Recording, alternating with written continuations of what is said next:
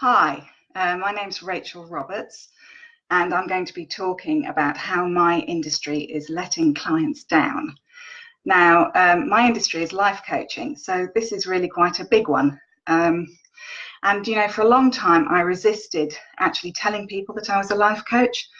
I tried other terms like a personal coach, but then people thought I was a personal trainer, which is not really very likely, or personal development coach. But then people don't actually Google that, do they? So I kind of decided to embrace the term life coach, but I do have a bit of a problem with it. And that problem is because it's sometimes seen as synonymous with snake oil salesperson. And to be honest, that is sometimes the case. The problem is that you don't actually need to have any experience or any qualifications in order to be a life coach. So there are quite a lot of people who think that, because they're good at giving advice, that therefore they're qualified to be a life coach. And it's not really good enough, I think.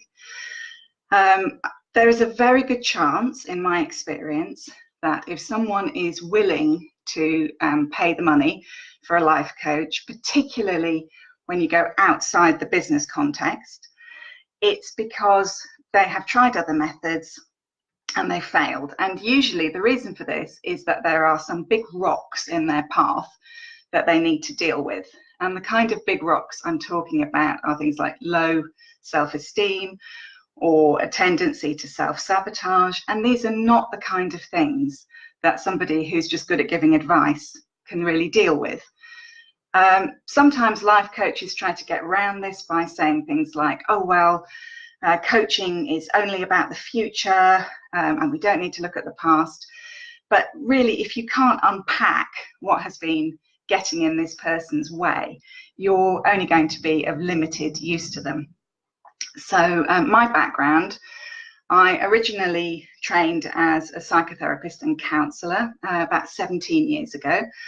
And I didn't get the qualification actually because I didn't manage to do the 150 hours of practice because I got pregnant with my son.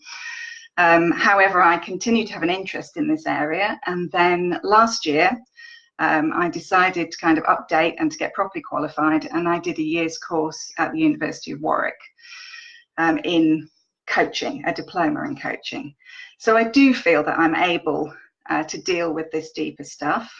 And I really think that that's necessary. And what's more, if somebody comes to me and I think it's beyond my competence, then I am very happy to refer them on. So that's how I feel that life coaching is letting down a lot of clients. Thank you.